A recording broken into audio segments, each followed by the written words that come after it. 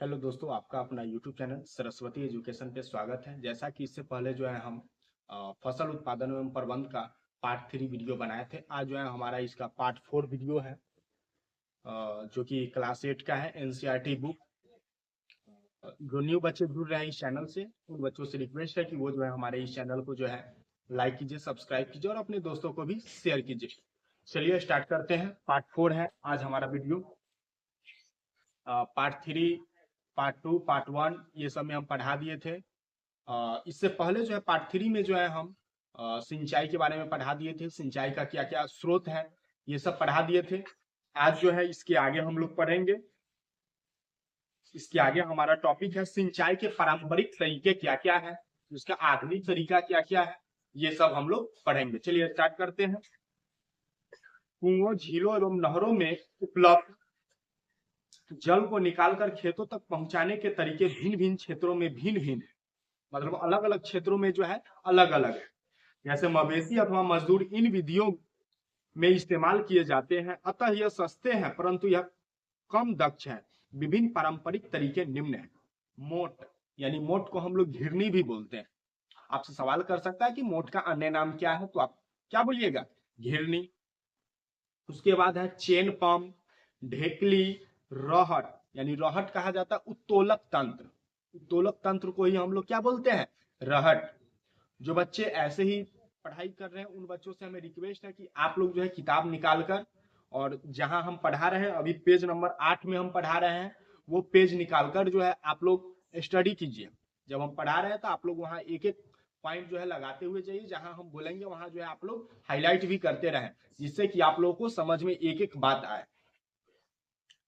उसके बाद है जल को ऊपर खींचने के लिए सामान्यतः पंप का उपयोग किया जाता है। इसमें जो आपको सवाल कर सकता है कि जल को ऊपर खींचने के लिए किसका प्रयोग किया जाता है, तो पंप का प्रयोग किया जाता है। पंप चलाने के लिए डीजल, बायोगैस, विद्युत एवं सौर ऊर्जा का उपयोग किया जाता है। इसमें जो है किसका उपयोग किया जाता है? डीजल का भी उपयोग किया जाता है, पेट्रोल का भी उपयोग किया जा सकता है, या फिर बायोगैस का भी उपयोग हम लोग कर सकते हैं। सिंचाई के आधुनिक तरीके, ये सब जो भी तरीका अभी हमने बतलाया, मोट, उत्तोलक तंत्र, ये सब जो भी हमने बतलाया, ये सब पारंपरिक तरीके थे। लेकिन अभी आधुनिक वर्तमान में क्या क्या तरीके अपनाए गए हैं, वो सब तरीके हम लोग समझेंगे। तो सिंचाई की आधुनिक विधियां द्वारा हम जल का उपयोग मितव्ययता से कर सकते हैं। मुख्य विधियां जैसे छिड़काव तंत्र है, उसके बाद ड्रिम तंत्र है। इससे जो है जल की बर्बादी भी कम होती है और उसका बचाव भी ज्यादा होता है। जैसे छिड़काव तंत्र क्या है, समझिए। इस विधि का उपयोग असमतल भूमि के लिए किया जाता है। आपसे सवाल कर सकता है कि असमतल भूमि के लिए किस तंत्र का प्रयोग करते हैं, तो छिड़काव तंत्र, जो कि इस प्रकार का होता है। छिड़काव तंत्र यहां लगा हुआ है। इस विधि का उपयोग असमतल भूमि के लिए किया जाता है जहां पर जल कम मात्रा में उपलब्ध है। ऊर्ध्व पाइपों यानी नलों के ऊपरी सिरों पर घूमने वाले नोजल लगे होते हैं। यह पाइप निश्चित दूरी पर मुख्य पाइप से जुड़े होते हैं। जब पंप की सहायता से जल मुख्य पाइप में भेजा जाता है तो वह घूमते हुए नोजल से बाहर निकलता है। इसका छिड़काव पौधों पर इस प्रकार होता है जैसे वर्षा हो रही हो। पौधा पर इस प्रकार होता है जैसे वर्षा हो रही। वर्षा जब होती है तो पौधा का कहा जाता है कि पूरा ऊपर से जो है नीचे तक पानी जो है पौधा के हर एक भाग में पहुंच जाता है। ठीक उसी प्रकार जो छिड़काव तंत्र है, उससे जो है लगता है कि जैसे बरसात ही हो रही है।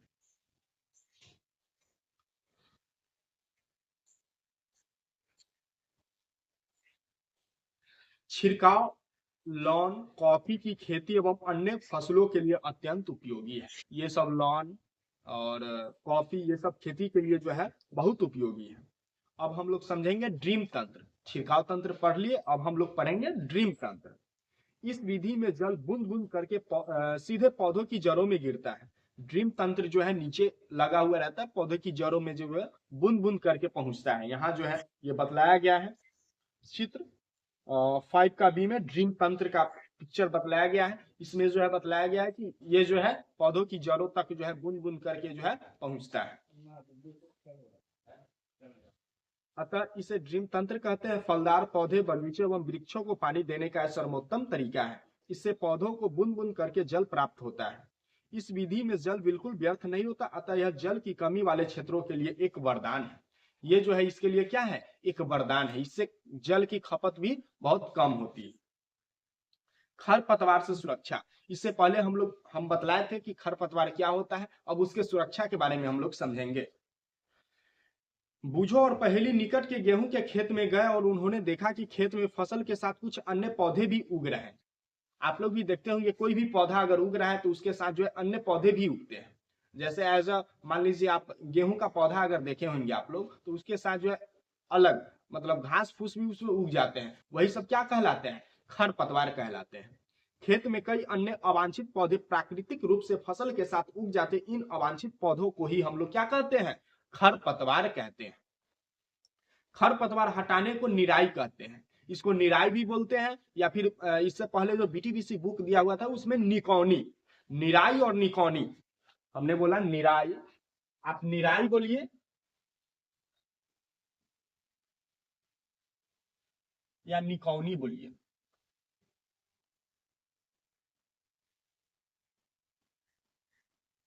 ये दोनों एक ही हुआ, निराई बोलिए या फिर निकौनी बोलिए। इसको हम लोग देहाती भाषा में बोलते हैं किरौनी।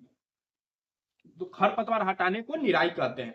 निराई आवश्यक है क्योंकि खरपतवार जल पोषक जगह और प्रकाश की स्पर्धा कर फसल की वृद्धि पर प्रभाव डालते हैं। कुछ खरपतवार कटाई में भी बाधा डालते हैं तथा मनुष्य एवं पशुओं के लिए विषैले हो सकते हैं। खरपतवार को हटाने एवं उनकी वृद्धि को नियंत्रित करने के लिए किसान विभिन्न तरीके अपनाता है। फसल उगाने से पहले खेत जोतने से खरपतवार उखाड़ने एवं हटाने में सहायता मिलती है। इससे खरपतवार पौधे सूख कर मर जाते हैं और मिट्टी में मिल जाते हैं। खरपतवार हटाने का सर्वोत्तम समय उनमें पुष्पन एवं बीज बनने से पहले का होता है। खरपतवार हटाने का सर्वोत्तम तरीका क्या हुआ, पुष्पन, उसमें फूल आने से पहले का होता है, नहीं तो उसके बाद खरपतवार को हटाना कठिन हो जाता है।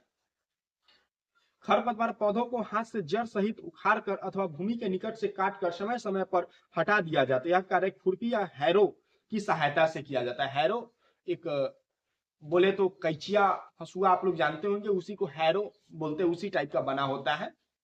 उसी से जो है हम लोग खरपतवार को हटाते हैं, या फिर बोला गया खुरपी, खुरपी से भी हटाया जाता है।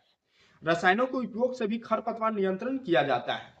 एक तो हो गया हम लोग निकौनी करके, जिसको निराई बोले, उससे जो है खरपतवार हटा सकते हैं, या फिर एक जो हुआ हम रसायन छीट कर, कोई दवा ये सब छीट कर जो है हम उसको हटा सकते हैं, उसी को हम लोग बोलते हैं खरपतवारनाशी।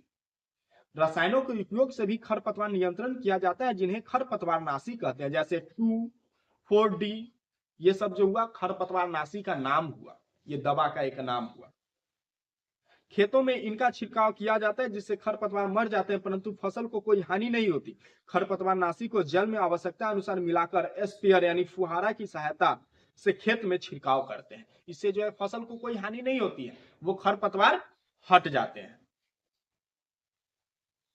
जैसा पहले बताया गया है, खरपतवार की वृद्धि के लिए समय तथा पुष्पन एवं बीज बनने से पहले ही खरपतवारनाशी का छिड़काव करते हैं। खरपतवारनाशी के छिड़काव से किसान के स्वास्थ्य पर भी प्रभाव पड़ सकता है, अतः उन्हें इन रसायनों का प्रयोग सावधानी पूर्वक करना चाहिए। छिड़काव करते समय उन्हें अपना मुंह एवं नाक कपड़े से ढक लेनी चाहिए। आप लोग गांव में भी देखते होंगे कितने किसान जो है ऐसे ही छिड़काव करते रहते हैं, वो जो है ना हाथ में जो है ग्लोव्स पहनते हैं ना, नाक में जो है मास्क लगाते हैं, ऐसे ही छिड़काव करते हैं, तो उनके लिए स्वास्थ्य के लिए हानिकारक है। कटाई, अब हम लोग समझेंगे फसल की। अब कटाई का समय आ चुका है। कटाई के बाद हम लोग क्या करेंगे, उसका भंडारण करेंगे। तो पहले कटाई देखते हैं क्या है। फसल की कटाई एक महत्वपूर्ण कार्य है। फसल पक जाने के बाद उसे काटना कटाई कहलाता है। क्वेश्चन आपसे पूछ सकता है कि फसल पक जाने के बाद काटने की विधि क्या कहलाती है, तो कटाई कहलाती है। कटाई के दौरान या तो पौधों को खींचकर उखाड़ लेते हैं अथवा उसे धरातल के पास से काट लेते हैं। एक अनाज फसल को पकने में लगभग 3 से 4 महीने का समय लगता है। एक अनाज फसल को पकने में 3 से 4 महीना, जैसे मान लीजिए गेहूं हुआ या फिर धान हुआ, उसको पकने में कितना टाइम लगता है, 3 से 4 महीना। हमारे देश में दरांती की सहायता से हाथ द्वारा कटाई की जाती है अथवा एक मशीन का उपयोग किया जाता है जिसे हार्वेस्टर कहते हैं। काटी गई फसल से बीज दानों को भूसे से अलग करना, इसे थ्रेसिंग कहते हैं। भूसा से जो है अनाज अलग करने की विधि क्या कहलाती है, थ्रेसिंग कहलाती है, जिसको थ्रेसिंग मशीन से हम लोग अलग करते हैं। यही हुआ हमारा दराती, इसी से जो है फसल काटा जाता है। यह कार्य कॉम्बाइन मशीन द्वारा किया जाता है, जो वास्तव में हार्वेस्टर और थ्रेशर का संयुक्त रूप है। छोटे खेत वाले किसान अनाज के दानों को फटक कर यानी विनोइंग अलग करते हैं। आप इसके विषय में कक्षा 6 में पढ़ चुके हैं। छोटे किसान जो है उनके पास थ्रेसिंग मशीन न होने की वजह से वो लोग जो है फटक कर ही भूसे से जो है अनाज को अलग कर लेते हैं। कटाई पर्व, अब कितने जैसे अपने बिहार में ही कटाई के दौरान जो है कुछ त्योहार भी मनाई जाती है, जैसे अभी आने वाली है, क्या उसको बोलते हैं,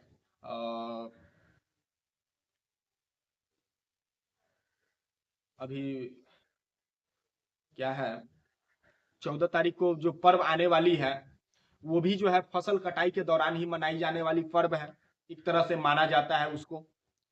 3-4 महीने के कठोर परिश्रम के बाद कटाई का समय आता है। स्वर्णिम दानों से भरी हरी फसल किसानों के हृदय में उल्लास एवं अच्छे समय का भाव संचारित करती है। यह समय थोड़ा आराम करने एवं खुशी मनाने का है, क्योंकि पिछले ऋतु के प्रयत्न का फल मिलता है। इसलिए भारत के सभी भागों में कटाई का समय हर्षोल्लास एवं खुशी का होता है। पुरुष एवं महिलाएं सभी मिलकर इस पर्व को मनाते हैं। जैसे कटाई ऋतु के साथ कुछ विशेष पर्व जैसे पोंगल, वैसाखी, होली, दिवाली, नवान्य एवं बिहू जुड़े हुए हैं।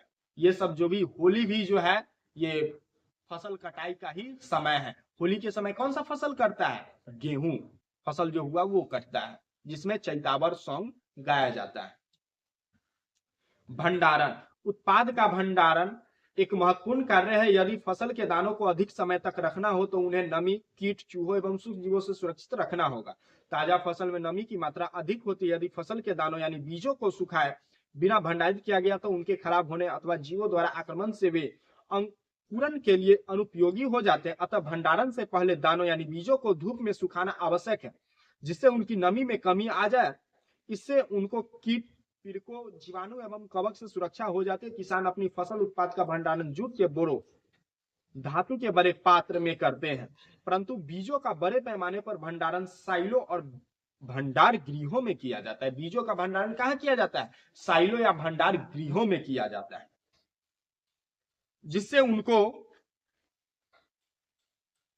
पीड़कों जैसे कि चूहे एवं कीटों से सुरक्षित रखा जा सके। नीम की सूखी पत्तियां घरों में अनाज के भंडारण में उपयोग की जाती है। बड़े भंडार गृहों में अनाज को पीड़कों एवं सूक्ष्म जीवों से सुरक्षित रखने के लिए रासायनिक उपचार भी किया जाता है। आप लोग जैसे गेहूं हो या फिर गेहूं ही मानिए, गेहूं अगर कोई अगर रखे हुए है बोरा में, तो आप लोग देखते होंगे तो उसमें जो है नीम का पत्ता लोग मिला देता है, जिससे कि उसमें जो है सूक्ष्म जीव ना लगे, फसल जो है खराब ना हो, जो उसमें अनाज आया वो खराब न हो।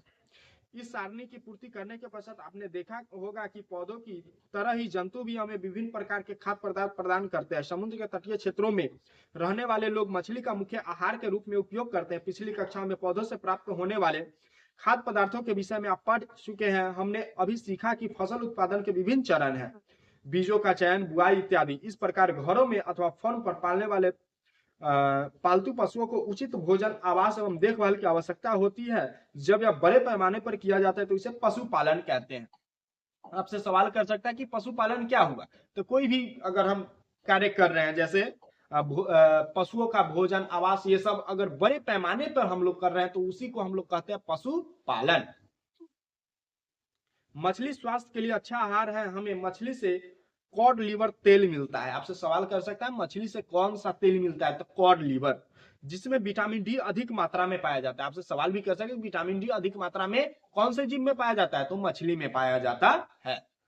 और जो अभी हम पढ़ाए हैं इसका जो है अभी ऑब्जेक्टिव और कुछ शॉर्ट क्वेश्चन है, इसको हम लोग करते हैं अभी, और जो भी बच जाएगा आप लोग जो है कमेंट सेक्शन में जो है हमें बतलाएंगे इसका आंसर क्या होगा। और ये वीडियो आप लोगों को कैसा लगा ये भी आप लोग कमेंट करके हमें बतलाएंगे। चलिए स्टार्ट करते हैं क्वेश्चन वस्तुनिष्ठ। पहला है, मोट को और किस नाम से जाना जाता है, तो मोट को हम लोग घिरनी के नाम से जानते हैं। रहट को और किस नाम से जाना जाता है, तो रहट को अभी जस्ट हम बतलाए हैं किस नाम से जाना जाता है, तो रहट को हम लोग अभी जस्ट ही पढ़े हैं। रहट को जो है उत्तोलक तंत्र के नाम से भी जाना जाता है। जल को ऊपर खींचने के लिए सामान्यतः किसका उपयोग करते हैं, तो जल को जो है ऊपर खींचने के लिए जो है पंप का उपयोग करते हैं सामान्यतः। फिर जो है असमतल भूमि के लिए किस तंत्र का उपयोग करते हैं, तो असमतल भूमि के लिए जो है छिड़काव तंत्र का उपयोग करते हैं। फिर जो है किस तंत्र के उपयोग से जल बूंद बूंद करके सीधे पौधों की जड़ों में गिरता है, तो किस तंत्र में, अभी जस्ट हम लोग पढ़े हैं छिड़काव तंत्र में, सॉरी ड्रिम तंत्र में जो है जल जो है बूंद बूंद करके पौधों की जड़ों में पहुंचता है। खरपतवार हटाने का सर्वोत्तम समय क्या है, तो उसका पुष्पन का समय है, उससे पहले हम लोग खरपतवार को हटा सकते हैं। फसल पक जाने के बाद उसे काटना क्या कहलाता है, तो कटाई कहलाता है। एक अनाज फसल को पकने में कितना समय लगता है, तो 3 से 4 महीना समय लगता है, ये अभी जस्ट हम लोग पढ़े हैं। बीजों का बड़े पैमाने पर भंडारण कहाँ किया जाता है, तो साइलो या भंडार गृहों में किया जाता है, ये हम लोग अभी जस्ट पढ़े हैं। लघु तरीय प्रश्न है, सिंचाई के पारंपरिक तरीके क्या क्या है, तो मोट घिरनी, उत्तोलक तंत्र, ये सब क्या है, पारंपरिक तरीके हैं। सिंचाई के आधुनिक विधियां क्या क्या है, तो ड्रिम तंत्र है और एक छिड़काव तंत्र है। खरपतवार क्या है, तो खेतों में जो है अवांछनीय पौधे उग जाते हैं, उसी को हम लोग क्या कहते हैं, खरपतवार कहते हैं। खरपतवार नाशी को परिभाषित करें, खरपतवार नाशी क्या हुआ, खरपतवार नाशी हुआ रसायनों के उपयोग से जो है खरपतवार को हटाने की विधि क्या कहलाती है, खरपतवार नाशी कहलाती है। उसका हम लोग उदाहरण भी लिख सकते हैं 2D, इसका उदाहरण जो हुआ 4D या फिर 2, ये जो हुआ खरपतवार नाशी हुआ।